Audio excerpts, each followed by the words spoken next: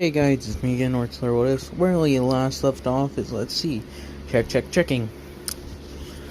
Finally, Shirai and Ryu were attacked. Deku was thrown off a bridge after blowing up Sektor, finally having him turn into a cyborg version, blinding Sub-Zero and having to get him implants. The entire village is gone. He's the last one left. He's taking up the moniker of Scorpion. And right now, he's met Recovery Girl, has done a few jobs for Kano and several other organizations, is on the murder spree of a Lin Kuei murder spree, and now he's going toe-to-toe with Aron Black. Now, let me give you a summary of what happened to Aron Black during the year that Deku was nowhere to be found. He got into some really bad situations where he robbed a few people. Instead of just being like thugs, he went all in. He's more or less in it, like he always got a thrill when he was like fighting and not knowing what's gonna happen. So he just started going deeper and deeper until he finally found himself in the underworld with crime and such. He is currently running with the Black Dragons. That is Kano's group. And right now he's just like an unknown guy who just carries guns and such. He shoots when he's told to. As he then, during one of the times when they're making a trade-off, another group of Red Dragons appears, where one of them tries to assassinate Kano himself. He's trying to orchestrate this deal, and it's going pretty well. Aron sees this guy, kicks Kano out of the way, and opens fire with his pistol. With his pinpoint accuracy, he manages to shoot him pretty quickly. As the guy is shot in the head, he quickly falls over. As Kano's like, bloody hell, mate, I can't do a Kano accent. Just like, bloody hell. That was close. Thanks, kid, as he like pats him on the shoulder. You get a raise. It's like, now, as we continue forward, as he continued on with business and kept on making money, getting a $500 bonus for saving Kano's life. It's like, no problem, boss. He has the mask and everything. He's more or less in the process of making his thing.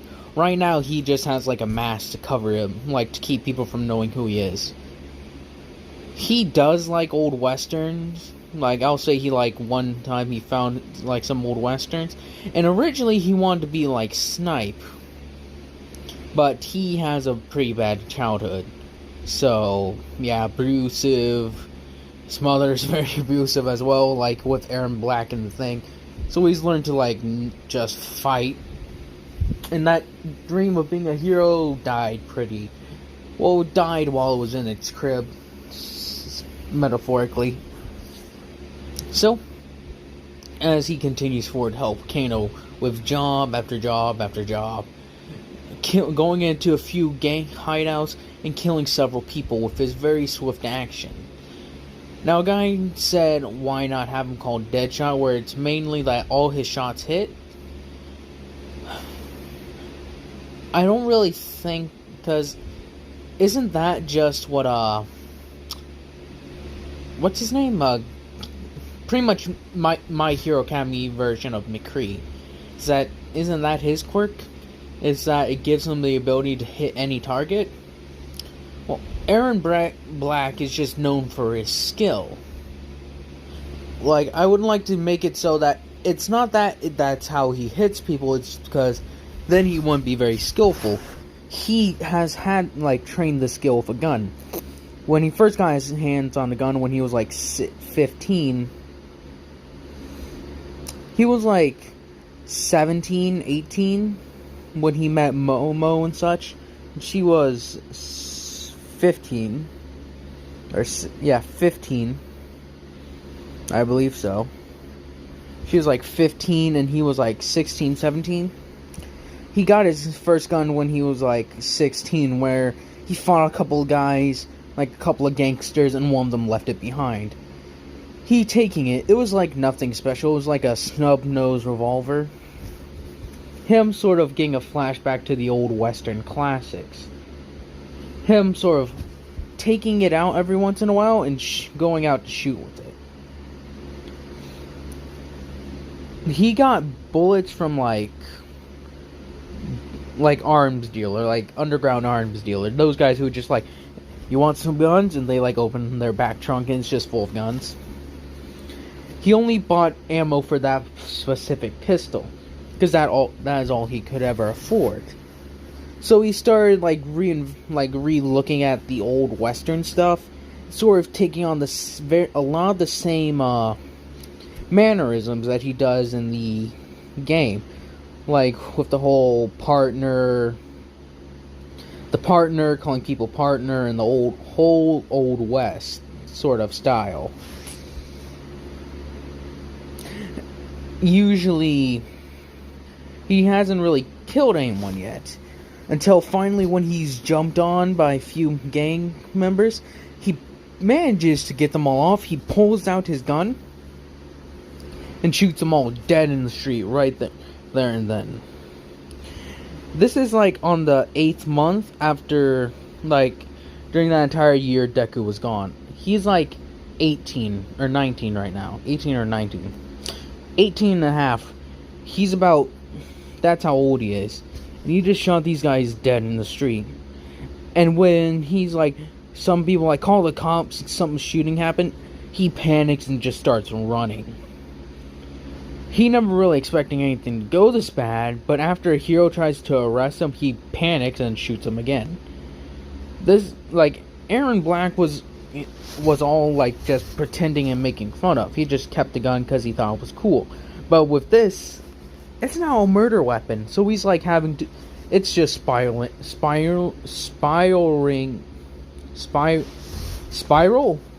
out of control. There we go. Spiraling out of control. So he's just going deeper and deeper. He shot a hero, and so he finally just barely escapes. And realizing people saw his face. Like, as he shot down the hero in the street, some people were recording and took a snap picture of his face. As he's realized that, he goes home as soon as he can, grabs what he can, and then tries to leave. His father is trying to stop him, sort of like punching him and kicking him a bit. He finally, taking the pistol that he like been wanting to use, finally shoots his father dead. He's just like, oh shit, I just shot my dad. Then with like cops knocking on the door, like, what was that? As they like bust down the door, he's out the back and just running.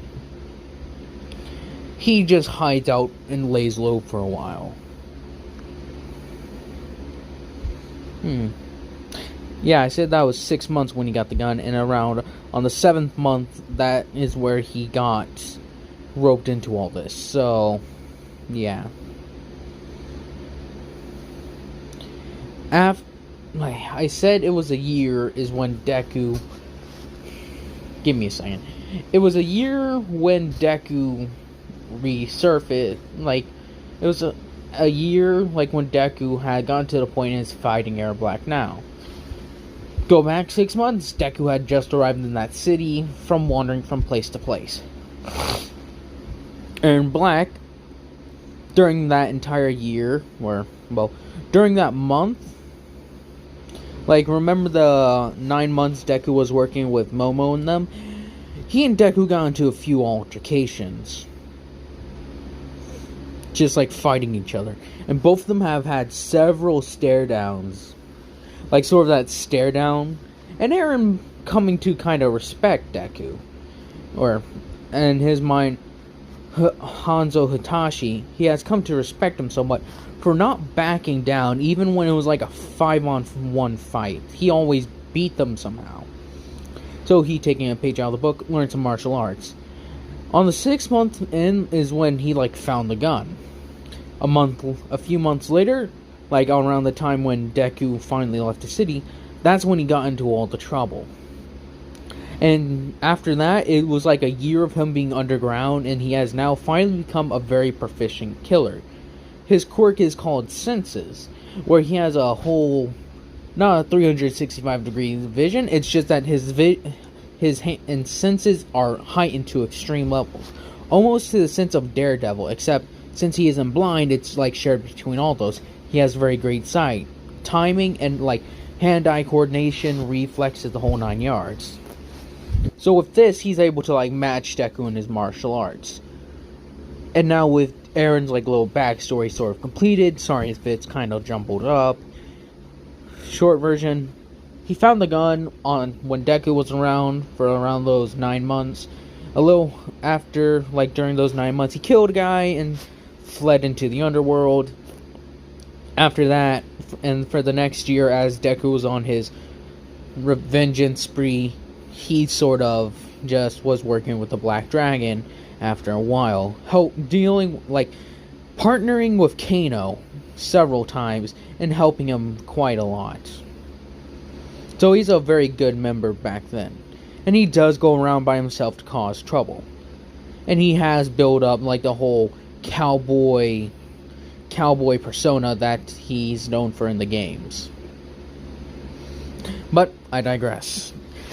As he and Deku have come to blows, he taking the stance that he would in the game with the 2 pistols.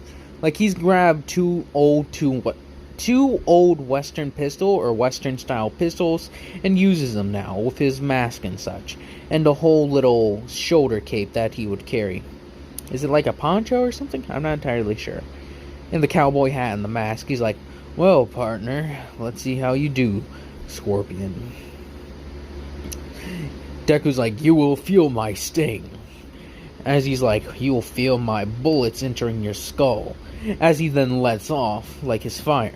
He goes, boop, boop, boop, like just starts blasting away. And then I started blasting. As Deku teleports away and uses his rope spear and try to catch Aron Black. Aron using his quirk to not using with the help of his quirk, bats away Deku's rope spear and just fires upon him. Deku then, just by a miracle, just sort of uses his arm guards and such, and they're like pure metal. He does a Wonder One. He's just like ding ding ding as they bounce off, just barely deflecting off. He pulling back his rope spear, rushing forward. Aron Black near having to reload, but he's not quick enough. Deku teleports, tackles him, and throws him into a wall, rushing forward to punch into it, charging up a fire punch. He punches it into the wall, and his hand goes straight through it, then entering a sort of melee with Aron Black, as he uses his pistol to pistol whip Deku, and also punch him. Deku using his martial arts to kick him in the ribs, punch him in the face. After a while of this confrontation, Aron Black manages to shoot Deku in the shoulder, when Deku manages to slash Aron right across the chest. But before they continue, Aizawa stops him by using his quirk, using the rescue scarf after calling the police. As Deku's like, Eraserhead. As he's trying to shake it off, he's like, "Oh, Eraserhead. Oh, that's too bad. I was about to leave." He's like, "You ain't going anywhere. Now you two are gonna have to stay with me for a little while." As Aron Black has enough wiggle room, he manages to grab his pistol and blast Aizawa on the leg. As Aizawa bends down to deal with it, Aron tries to shoot Aizawa, with Deku bringing his sword and slashing the pistol in two. It's like, "Oh, that was an antique. You're gonna pay for that." As he rushes forward and tries to punch him, Deku immediately parrying it, then clocking Aron right in the face. As this is happening, the rest of the gang members show up, and Aron runs away with them. Aron taking the remaining pistol parts, that way he doesn't leave any fingerprints. With Ochako using her quirk, she's comes floating down, she rushing over to Deku saying thank you and asking for his name. He's like, "I'm Scorpion." She's like, "Oh, are you a hero?" He's like, "No, but you are using your quirk. I do not use I do not need a quirk. I mean, a permission to use my quirk. She's like, but it's against the law. The law may try and take me then. As Aizawa's like, hold there, as he tries to walk forward, then crouches down, since he has a bullet in his leg. Deku saying, stand down, as he walks over, telling Aizawa to sit. As he then, like, reaches into Aizawa's leg, like, taking his sword, or, like, one of his, like, little knives, getting the bullet out, and then just cauterizing the wound side of, kind of. He's like, pray we do not meet again, Aizawa. For the next time, it may be your last. As he teleports away. With all these gang members who are knocked unconscious, Aizawa's like, hey, help me tie him up. As they are all tied up using his scarf. As the police arrive with the dog cop who has been called in to try and help with this. He's like, so, Aizawa, how are things here? Well, I tracked Scorpion down. It's like, Scorpion was here? Where is he? He disappeared after helping me, patching me up. And he's like, did he do this? As they look around, seeing. And they also notice the bullet casings and such, saying there was a shootout here. He's like, you're gonna need some serious help if you're gonna catch him. He is not one to be trifled with.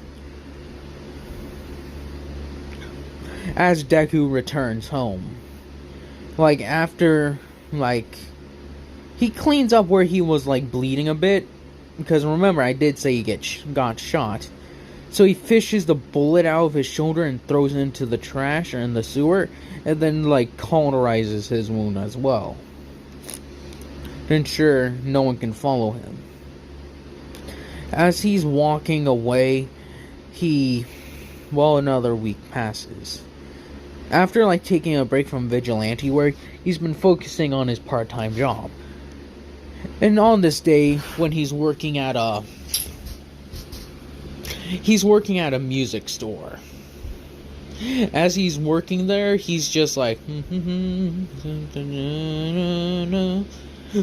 to some just normal, classical Japanese music. With, some of their other instruments and such. I forget some of their names. What's some of their names? I can't remember.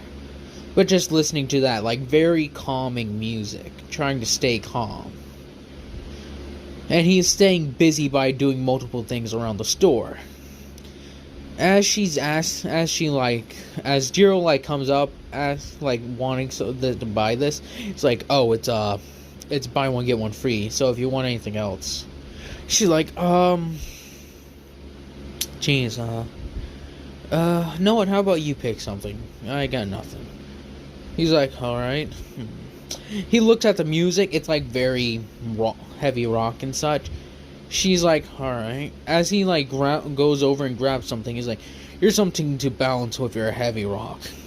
And she's like, calming sounds? He's like, I figured it helps sometimes. I'm Hanzo Hizashi.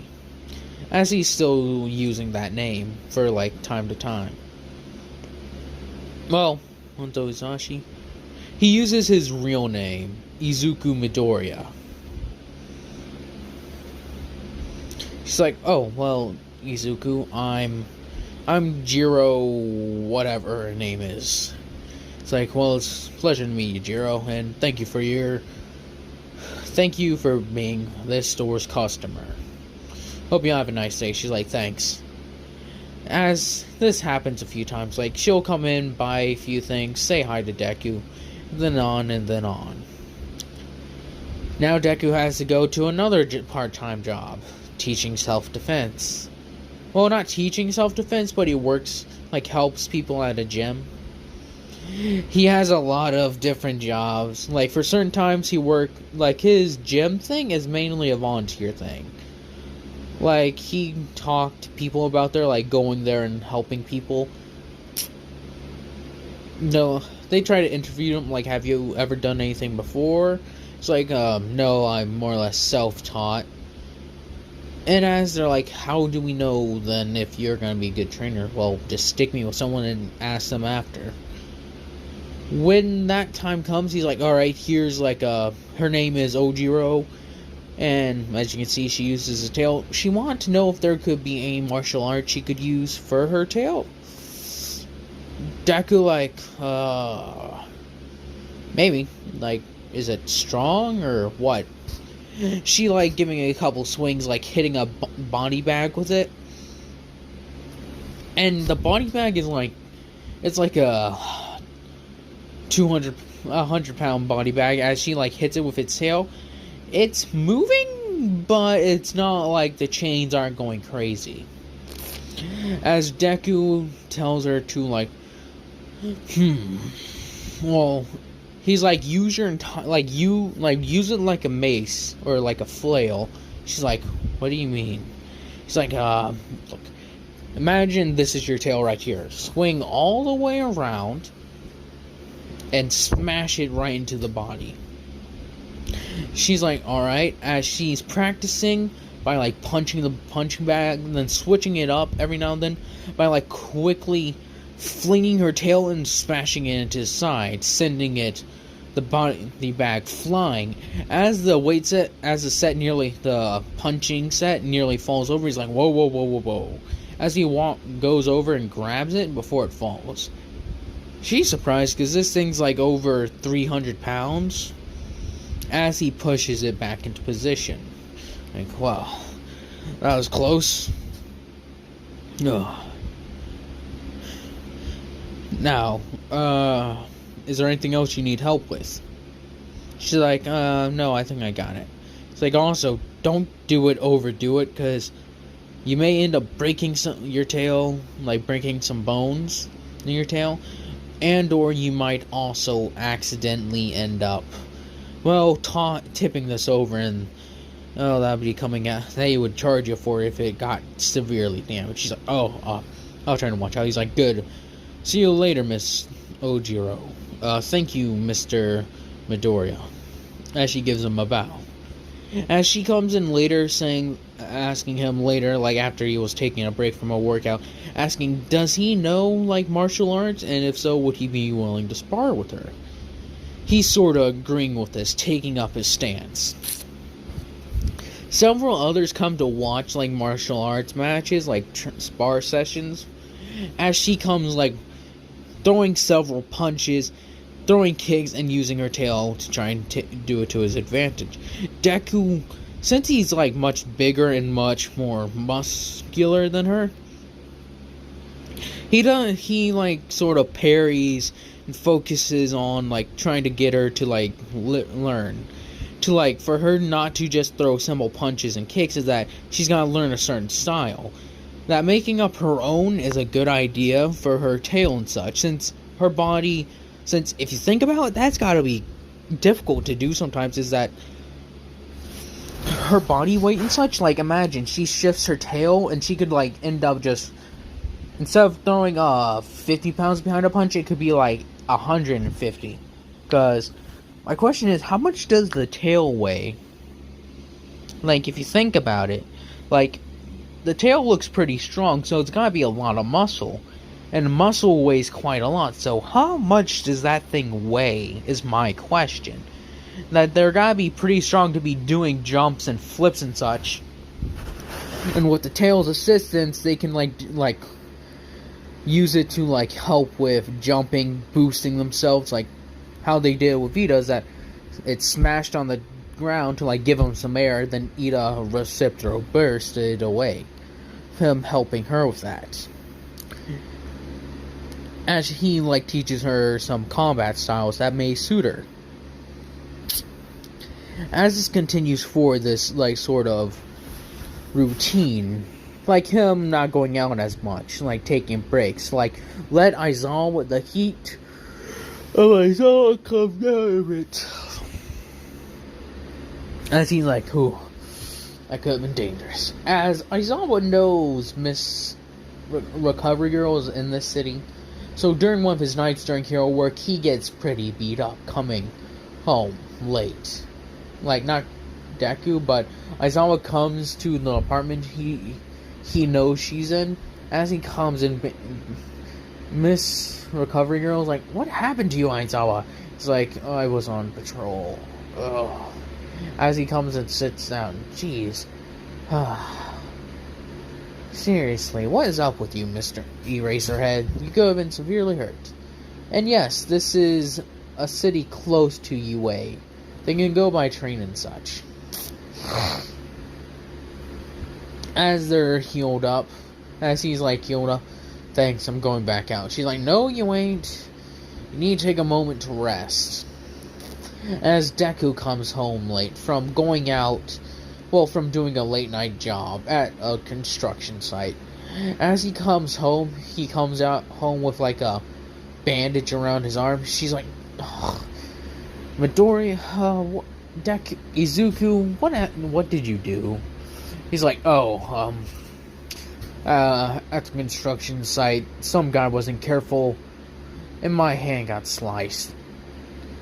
Well, what happened? Well, he was using a saw, and she's like, I don't need to hear any more of it, just sit down, and he's like, it's fine, I got stitched up. She's like, fine, you got, like, proper, like, they clean it and such? Yeah, they put peroxide and such all over it. I'm good, Miss Recovery Girl. He's like, alright, well, go, take it easy. He's like, alright, have a nice night. She's like, good night. Aizawa was like, who was that? Oh, that was one of my tenants. He's a young kid. Something happened with his parents or something. So he's been sort of forced. He's sort of just moved to town. And one night he helped me with a group of... He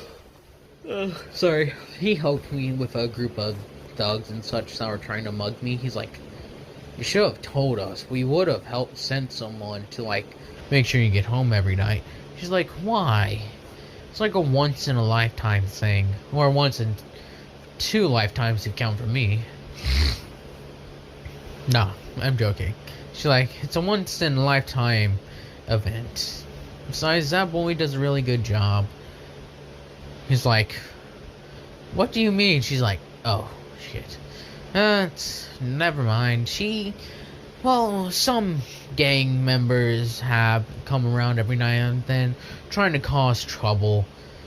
Izuku usually just throws them out pretty quickly, though. Really? Yep. Have you seen this kid fight? Oh, yes, I have. He fights very well. And he does a lot of jobs around the town. He trains people at the gym. He's a construction worker. Works at like a band place. Like music and such. Yeah. He helps with like, from him he says he helps with radio, selling music, keeping instruments in order. Pretty usual. I was like, what is he doing exactly? She's like, I don't know. He just says he'll do this until he thinks of something else. I don't know. As they take a break from this, Tundra right now is meditating. Sort of just focusing. In and out. Sub-Zero coming in, seeing Tundra doing this. He's like, what are you doing, brother? You need to go to bed. It's like, I'm focusing, Sub-Zero. As he's like focusing, just calm, keeping his mind at ease. He's like,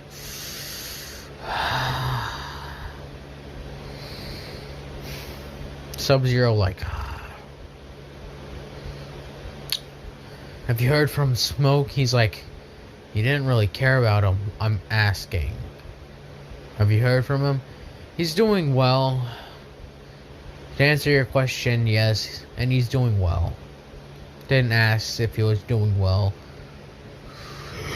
I asked you, did you talk to him? He's like, yes, good. Have him report in daily. Like, brother, stop. It's like, what? You aren't the boss of us. I'm your higher up. And your brother. So quietly Aang. It's like, you haven't used my real name in a while. It's like, shut up, Tundra. As Tundra, before he walks away, he's like, brother. As he takes up a stance, he's like, what? You want to fight? As Tundra doesn't say anything, he just stands there with his fist raised. He's like, fine. As Sub-Zero takes his stance, coming to rush in, throwing several powerful punches. But as he throws one that misses, Tundra uppercuts him right in the face, sending him tumbling. He's like, ugh. He is knocked out. Because what Tundra had did is that he charged an ice pot, formed an ice block around his fist and smashed into his brother's underjaw, sending him flying back as he crashes down into the wall. Tundra getting tired of his brother's arrogance, saying that his arrogance is what led him to lose his sight. It's what led to Sektor's disfigurement or whatever. Now the Lin Kuei are facing another crisis. Him letting out a large sigh. Just wondering what's gonna happen. As that is happening, it cuts over to Smoke. And right now it's 8. Smoke is just doing his homeschooling. Tundra, Smoke doing his homeschooling. Getting relatively decent grades. A's, B's. Momo just wondering what's happening to Deku. As she goes down to eat dinner. When her parents are eating dinner and such, they're just talking. Trying to think of a way to continue this. What do they talk about? Well, they more or less talk to Momo about has she been keeping her studies up and such, and has she been training her quirk? Because they know her aspirations to be a hero and such. They personally don't feel comfortable with taking such a dangerous profession, but she can do what she wants. As that happens and such, with her talking to them about how she's doing well and that she's learning a few more different martial arts. She's practicing the one Scorch taught ya. She's saying yes. Saying that they are pretty useful. It's helped me with a few bullies and such. She hasn't run into Aaron Black or anything.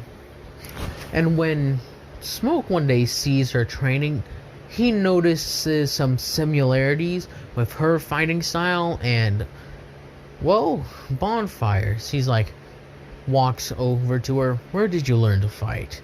She's like, nowhere? Why? It looks familiar. Him starting to grow suspicious. So as he watches, just after, she's like, would you like to spar? She's like, sure. She takes up a stance, using much of the same moves that Deku had done. Him coming to think, is she a Shirai Ryu? Or did he, as she manages to get a surprise kick to his forehead, sending him flying. She's like, oh. She's like, oh my god, are you okay? He's like, I'm fine. Where did you learn to fight? Just looked up. Just someone. My parents had someone train me for a bit. She's like, oh. Him growing suspicious. he sort of going around and asking his father, did he hire anyone before to train Momo to fight and such? He's like, no. She's like, wow, huh. She seems very gifted. She'll make a fine hero. As he would then go on to ask, he then asking her mother, did they ever hire anyone to train Momo in martial arts? He's so as far gotten one no and one yes. She's like, no, we haven't. So, he's trying to figure out either Momo is lying, or two of them are lying. He's just saying, like, when I joined them for dinner, he's like, her fighting style seems very similar to somebody I knew once. Them all taking, like, a whole... He's like, oh, what was their name? What was it?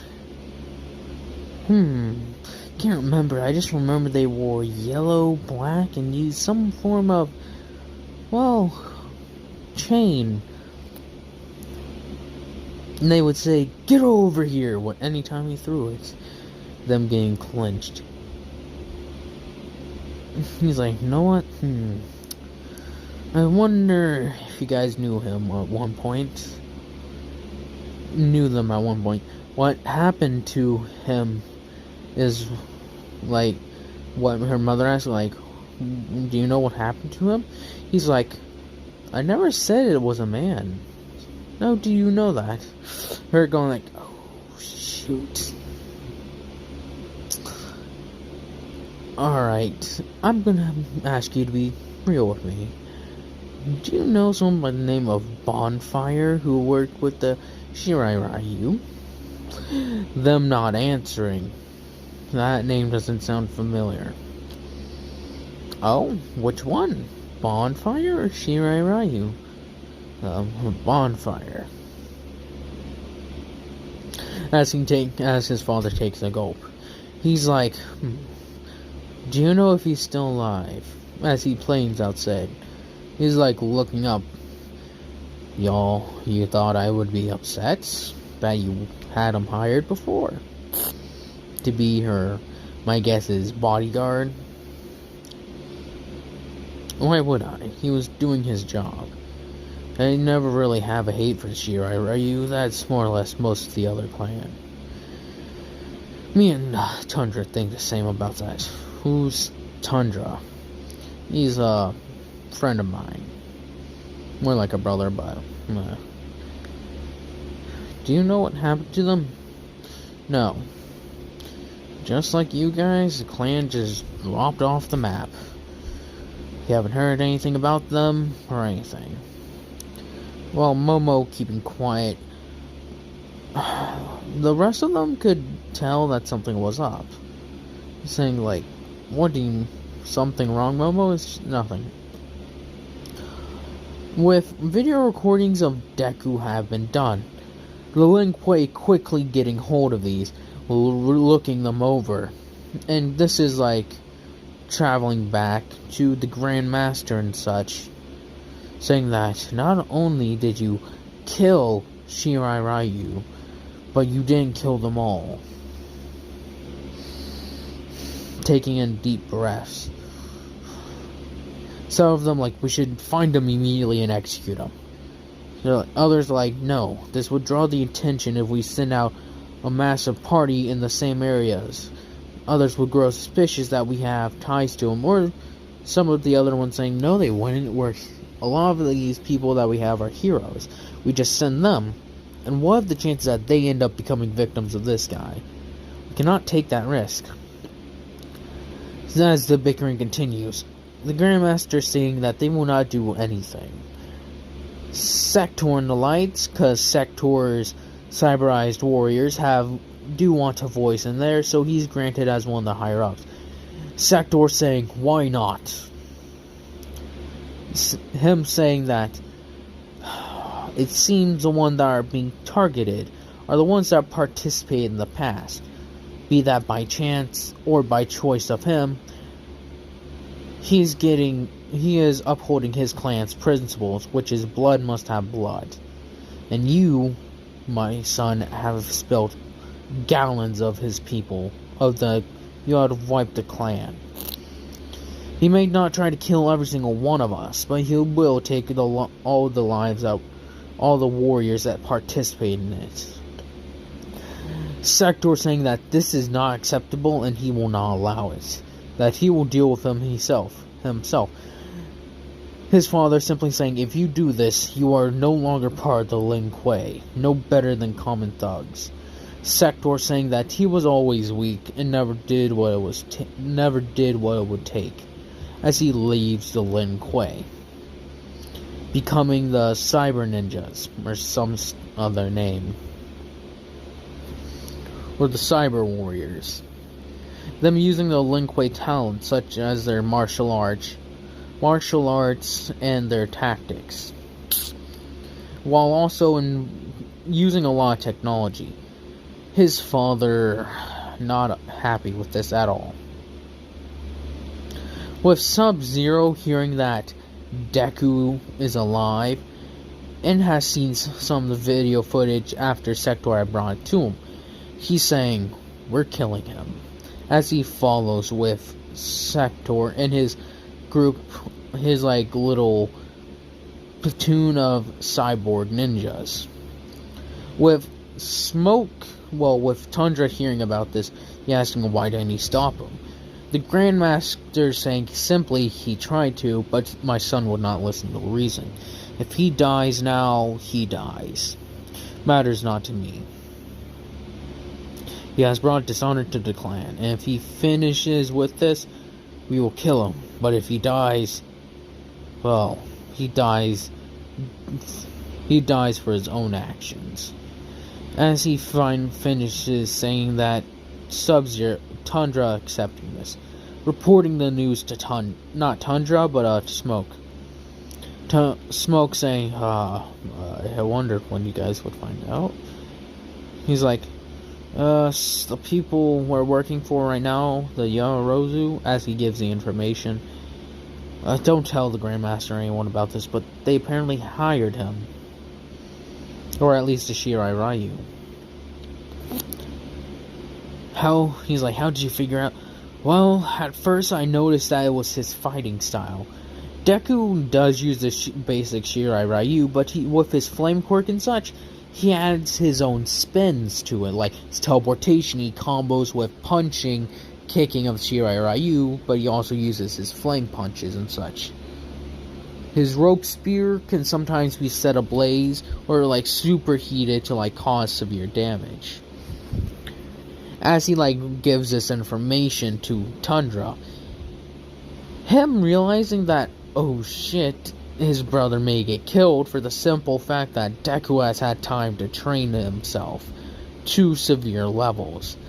Him coming to realize that Deku is gonna kill them all. But he also realizes that it's his brother's folly for trying to kill Deku or even attacking the Shirai Ryu in the first place. He coming to accept this and just waits for news of his brother's return or not.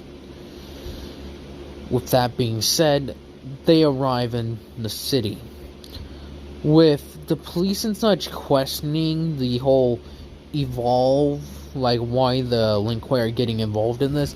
So the cyber ninjas, Sektor and Sub-Zero, simply stating that it is Lin Kuei business, that they have come here to assist with capturing of the new villain, Scorpion, as he's become known by. Sub-Zero calling him arrogant for taking on his clan's the best warrior of the Shirai Ryu's name, Scorpion. Sektor saying, but he is the best warrior in the Shirai Ryu. Sub-Zero looking at him, what do you mean? As he looks at him with anger. By default, as the last Shirai Ryu, he is now the best warrior in the clan, thus earns the moniker of Scorpion. As Deku soon realizes with the cyborgs and such, the cyborgs are here, and wonders what should he do about it. Thinking that this is his chance to go. Aizawa is still at large, like going around the city, but Deku sees this night as an opportunity. Like earlier that day, or during this entire week, at night he's fighting the Lin Kuei cyber ninjas constantly, and during the day he's working at the stores and such, still interacting, like talking with Jiro and Ojiro. He has not seen Araka since the incident, but she remembers him quite clearly, taking note of that he is a murderer, also a vigilante, so she's confused. Why did he help her? Deku hasn't had any more runs in with Aaron Black or anything, so yeah. As Deku continues his fighting. Now is a night where he runs into Sektor, and he brings a squad of Lin Kuei cyber ninjas. As Sektor tries to launch his rockets, Deku just simply using his rope spear to cut through them, causing them to explode before they reach him, catching two cyber ninjas right in the head as he rips off their heads with his rope spears as he yanks their heads off. Sektor coming to realize that he can't win this with technology alone, so he and his cyber ninjas rush forward, as Deku just dismantles each of them quite literally, tearing them limb from limb and burning through several of them. As Sektor is the last. You will die, Scorpion. And I should thank you though. You have, with my damages, I have become more deadly than before. He's like, you are still no deadlier than Scorpion. He's like, we shall see.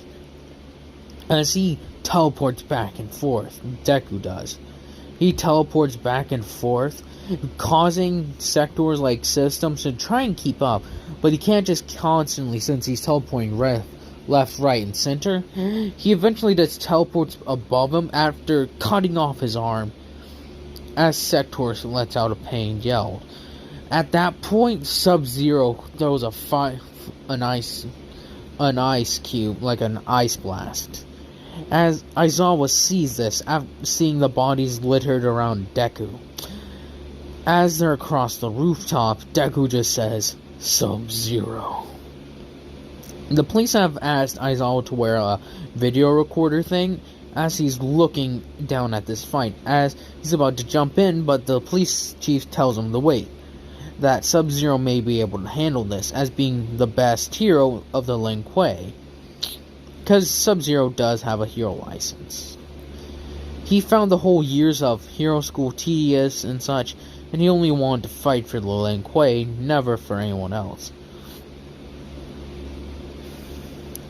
The rest of the Lin Kuei, though, were given special permission to use their abilities and such, like the Cyber Ninjas, since they were more or less like a police force for the Lin Kuei, with Sektor giving the same permission. As Sektor had come to realize from his past mistakes that he can't use his flamethrowers on Deku, so he tries to use his bombs and such to try and use his technology to win, but still lost in the end. With Sub-Zero here, he's like, oh, Shirai Ra, you dog. Deku, before he, Scorpion. As Deku's like, murderer. As he, Aizawa can visibly see the flames that are starting to, come off of Deku. He just sees the flames rising up. He's like, you will pay for what you've done. He's like, you're going to die, just like your mother and father and your entire clan. Deku letting out the roar and charging forward, teleporting back and forth, kicking Sub-Zero right in the chest, punching him several times as well. After Sub-Zero's like, Sektor, get out of here. Both can do whatever you wish, Sektor, but Scorpion is mine. As then Sub-Zero begins to fight Deku. Quite one-sided. That one-sidedness being on Deku's side, as he continues to say, "You murderer, you suffer as they did. The world will know what the Lin Kuei have done. Or at least, well, not what the world will know as what the Lin Kuei has done. The world will know what you and Sektor have done." As they just continue to listen, that Sub-Zero sticking to his guns, still saying the Shirai Ryu were criminals and assassins. He's like, "You violated the simple principle that everyone held dear: no killing women and children. This catching Aizawa's attention, you killed my brother, my father, and my mother. My face will be the last thing you see." As Sub-Zero is on death's door. As then Deku throws off his, cowl. As Sub-Zero takes a look at his face, Deku then just lets out the breath of fire and just burning Sub-Zero down to a skeleton as he lets out the screams of, burning, since he's being burned alive. And the only thing left is his charred skeleton. Deku saying his clan is avenged. As he puts back on his thing, and then he notices something, Aizawa. He teleports up real quick right behind Aizawa, takes the camera and breaks it, throwing Aizawa to the ground. As he's like, "Aizawa." As he prepares to fight Aizawa's like, hold up. We don't have to fight." He's like, if I'm afraid we do. As he pulls out his fist, he's like, "Ah." As he then dismantles Aizawa, takes him down quickly. The police have sent people en route to come deal with him.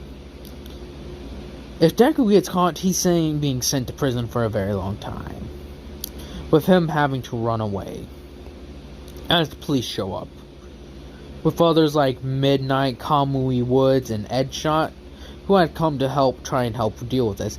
Deku's presence caused quite the uproar, as Deku has to retreat, as then it's reported on the news. It's like, as we can see here, the notorious murderer Scorpion is on the run, as Momo and all of them are looking at this. As they look at the building where they see the cyborgs of the Lin Kuei, and as they see the skeletons, somebody have been burned alive. Several heroes are giving chase, such as Edshot, Eraserhead, and Kamui Woods, as he's running, using his fire blast to try and keep them off his tail, with Kamui Woods trying to use his chainlock prison, as Deku bursts with fire, causing it all to catch fire. That then sparking more flames and such. As Deku rushes over,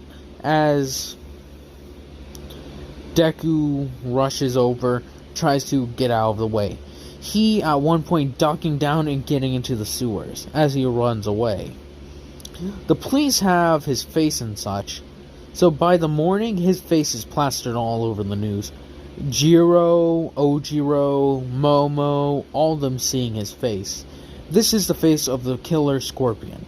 If you have details on his whereabouts, please send us the information, as they release the entire video. Or not the entire, but the video of him taking off his mask and burning Sub-Zero alive. I guess Tundra and Smoke seeing this. Momo seeing what Deku did. As he put back on the mask, they just see him, then look up, then teleport Aizawa. Aizawa's like, "Hold up, Scorpion," as he just camera is grabbed and smashed. They're like, oh god. Deku's in hiding again. And that's where he'll have to remain for a little while. Well, I thank y'all for watching, and I hope y'all have a nice day, nice night, nice life.